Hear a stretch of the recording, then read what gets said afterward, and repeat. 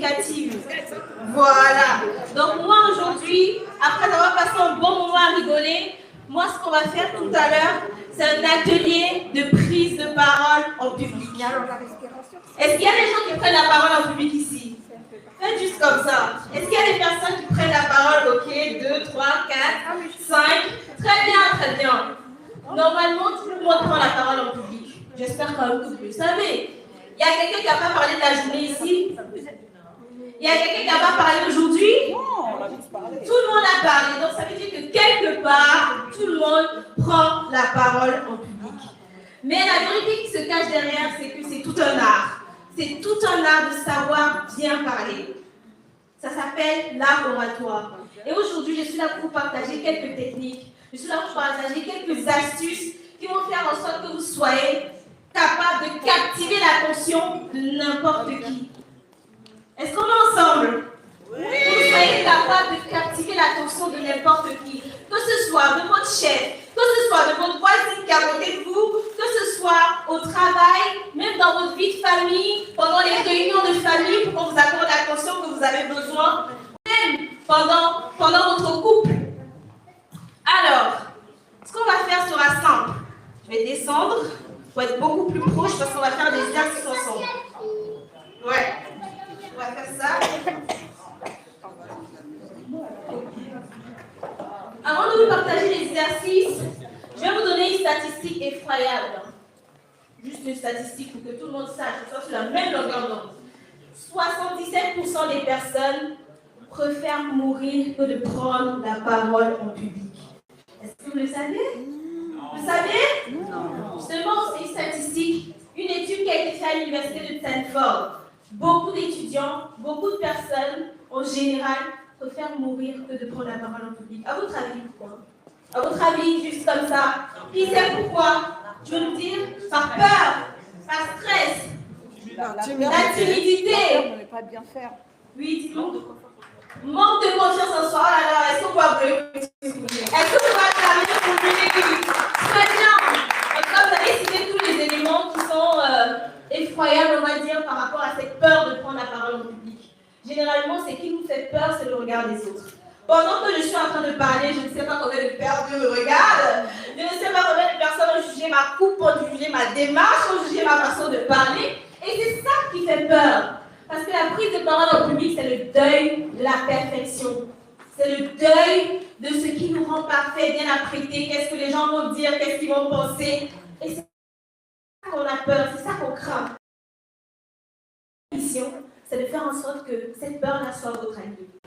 Est-ce qu'on est bon? À la fin de cette journée, les jours que vous rentrez chez vous, après d'avoir rigolé bien sûr, détendu bien sûr, de faire en sorte que cette peur soit votre alliée. Quand vous rentrez, elle sera toujours là, elle ne partira jamais. Toutes les personnes qui vous disent non, la peur est partie, je n'ai plus peur aujourd'hui, non, ça ne va pas. Je suis là, j'ai peur. Mais qu'est-ce que j'ai fait? J'ai pris ma peur et on va ensemble. On marche ensemble. On devient alliés. Et c'est ça que je vais partager avec vous aujourd'hui. Ce sont les piliers de l'art oratoire. Celui qui maîtrise ça sera capable non seulement de faire de sa peur son allié, mais aussi de captiver l'attention. Regardez comment vous me regardez là. De captiver l'attention de qui que ce soit, de n'importe qui.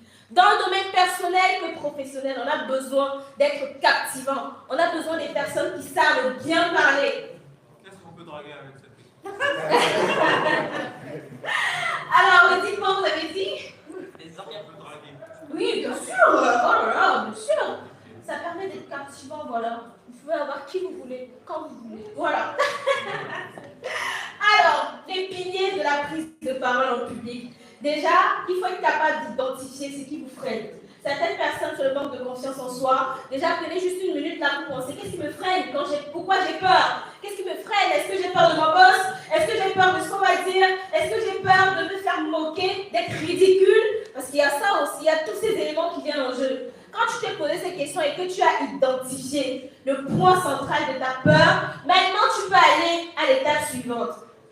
C'est d'abord de se reconnecter à soi. Parce que de toutes les manières, la prise de parole, c'est la sincérité. Je ne vais pas vous mentir, je ne vais pas commencer à vous raconter les grosses techniques. Ça ne sert à rien d'avoir toutes les meilleures techniques si derrière vous n'êtes pas sincère. Les gens vont le voir. on parle que vrai avec le cœur. Les gens vont le ressentir. Et votre prise de parole en public ne sera que du néant. Parce qu'elle sera vide. Donc, les 3 piliers. On a premièrement le ethos. Le ethos, c'est tout ce qui touche au cœur. Donc, savoir parler au cœur des gens. Et pour faire facile, pour faire simple, pour toucher les cœurs des gens, on peut passer par une technique qui s'appelle les anecdotes, raconter des histoires.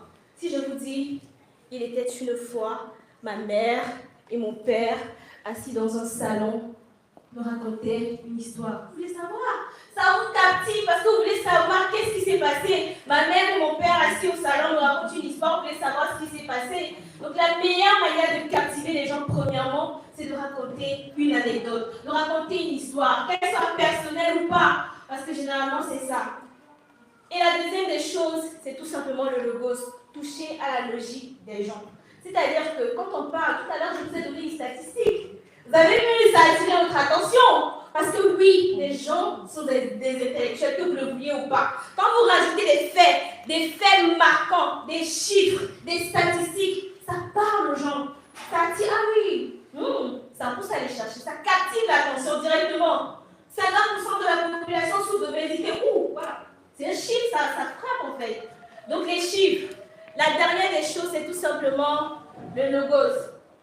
C'est tout simplement ce que vous représentez en tant que personne.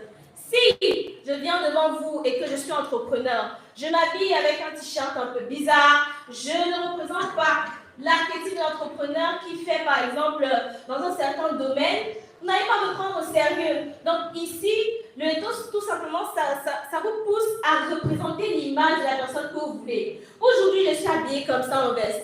Je voulais que, oui, quand on me voit, on sache que je suis là pour parler la prise de parole. Si j'étais là pour vous faire rire, j'allais m'habiller un peu décontractée d'une certaine manière. Donc, tout simplement, représentez-vous. Parce que, qu'on le veuille ou pas, c'est triste, mais le fond compte autant que la forme. Le fond compte autant que la forme. Surtout dans ce monde d'apparence, surtout dans ce monde où on est jugé tout le temps. Donc, représentez-vous par ce que les gens peuvent voir, parce que les gens peuvent me juger. Pour vous poser souvent la question, pourquoi est-ce que les présidents s'habillent toujours en veste? Est-ce qu'Emmanuel Macron vous a déjà fait un discours avec une petite chemise, une petite culotte là? Jamais. Parce que non, ce n'est pas son archétype. Il est président, il se représente. Et c'est ça qui rend sa parole puissante. L'impact de comment il va captiver votre attention en portant une veste ne sera pas la même que s'il porte un t-shirt, un polo Ralph Lauren. Peu importe, même si c'est un polo Louis Vuitton. Non, ça ne sera pas la même chose. Parce que oui, le vêtement, qu'on le veuille ou pas, ça parle. Donc ça compte sur beaucoup la coiffure, la façon dont vous vous représentez. Ensuite, il y a des petites astuces, il y a des petites techniques. Comme tout à l'heure, vous voyez, je fais que danser avec ma voix. Je monte, je descends, je crie. Je parle doucement. Là, c'est quoi attirer votre attention?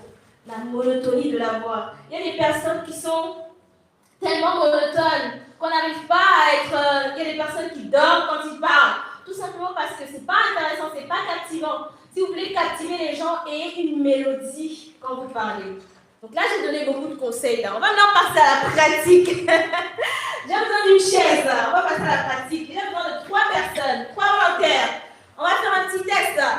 3 volontaires. Ouh, merci. Voilà. Je désigne, je désigne. Moi, je désigne.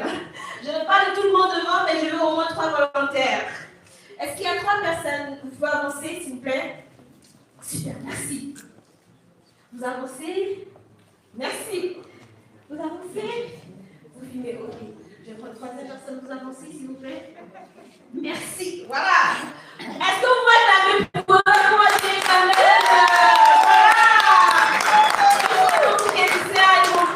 Voilà. Donc, il y a une personne qui va s'asseoir là. Est-ce que vous pouvez juste vous asseoir là? On va faire un test. Vous deux, vous serez des avocats. Vous allez devoir, avec toutes les astuces que j'ai données tout à l'heure, convaincre cette dame, comment vous appelez? C'est Irène. Irène, alors, vous allez convaincre Irène de vous laisser sa place. Qu'est-ce que vous allez dire à Irène? Il n'y a pas lève-toi, je vais m'asseoir, ok. Vous allez devoir convaincre Irène de vous laisser sa place. Avec toutes les astuces que j'ai données, vous allez devoir captiver son attention, qu'elle soit capable de vous donner sa place à la fin de votre discours. Ce sera tout ce que vous aurez à faire. Et à la fin, Irène nous dira qui est choisi et pourquoi. Et vous verrez maintenant pourquoi, à quoi ça sert d'être captivant et comment Les gens se tirent des balles dans le pied sans le savoir. On est bon? Les instructions ont été comprises? Oui. Ok, parfait. Vas-y, je vous passe le micro. Allez. Oui, bonjour. Bonjour, madame. Est-ce que je peux m'asseoir près de vous? Vous n'y voyez aucun inconvénient? Pourquoi? Comme ça, je suis timide. Très timide. Ça. C'est tout, vous devez avoir un discours d'au moins 1 minute quand même, pour convaincre Irène. Au moins 1 minute. Sinon, elle répond J'ai pas. mal, je suis laide. J'ai mal partout. Partout. Tu souffres de quoi? Arthrose. J'ai un ami que je nomme arthrose. Je vous le dis comme ça. Ne le révélez pas surtout. Est-ce que vous pouvez mettre le micro, les autres veulent entendre ce que vous dites? C'est difficile d'avoir. Ouais, c'est difficile justement, ça, les gens qui vous Je peux m'asseoir près de vous parce que j'ai mal partout. J'ai de l'arthrose. Arthrose, c'est mon bien aimant. Ne le dites pas surtout. C'est mon amoureux. Oui, mais qu'est-ce qui prouve que tu as les arthroses? J'ai mal. J'ai mal. Elle attire la J'ai pitié, besoin là. de m'asseoir. Elle attire la pitié, est-ce que vous voyez? Elle J'ai attire la besoin de sympathie de la m'asseoir. dame. Je suis bien, je suis triste. J'ai besoin d'une épaule. Les émotions. D'accord. Une épaule. Attends. Vous me prêtez votre épaule? Je peux Merci. m'asseoir près de vous? Oui. Je peux m'asseoir.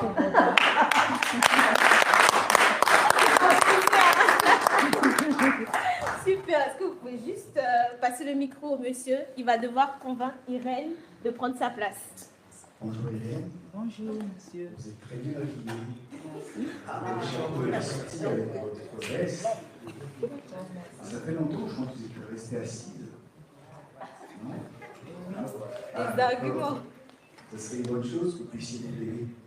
Pourquoi? Pour que je prenne de votre place et voir justement si je suis aussi élégante comme vous. Non, mais parce que ça ne me convient pas. Ah, ça ne convient pas. Mais c'est aussi pour essayer. Jusqu'à quelques minutes, ça vous permettra justement de voir. Peut-être que ce sera OK. Bah, moi aussi, je suis fatiguée. Ouais, mais ça se voit pas. Vous êtes très belle, très rayonnante. Oui, mais merci, mais moi aussi, je suis fatiguée. J'ai besoin de m'asseoir. Oui, pour quelques minutes, vous verrez que ça vous fera du bien. J'aimerais quand même voir comment vous êtes aussi élégante quand vous êtes debout. Est-ce qu'on peut acclamer, s'il vous plaît? Il est en train de faire le jeu, là. Alors, on va passer le micro à Irène. C'est elle qui aura le dernier mot. Elle nous dira qui elle choisit et pourquoi elle choisit cette personne. On y va.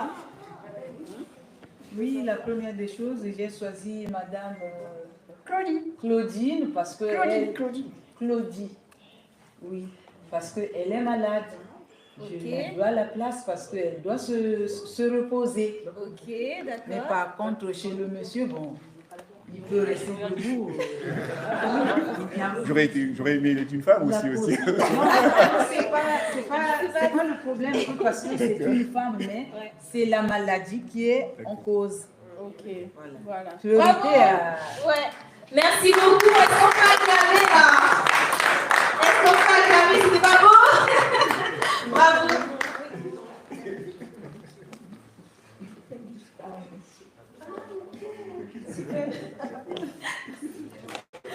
Alors, qu'est-ce que vous avez remarqué là? Qu'est-ce que vous avez remarqué? Une personne a touché aux émotions et l'autre a touché les faits. Les deux ont un peu touché les faits. Elle a dit qu'elle était malade, elle a dit qu'elle a parlé de son amoureux, elle a parlé pour susciter des émotions chez Irène. Et lui, il est allé sur des faits. Oh, vous êtes bien habillé, un chapeau vert, un chapeau bleu, une veste bleue. C'est bien, mais généralement, on est des humains. Les émotions, ça marche à tous les coups.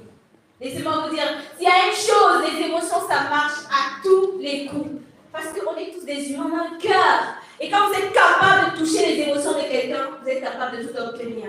Est-ce qu'on est bon là? Oui! Est-ce qu'on est bon là? Oui! Est-ce que vous serez capable de raconter des histoires impactantes là? Des histoires qui vont captiver l'attention? Est-ce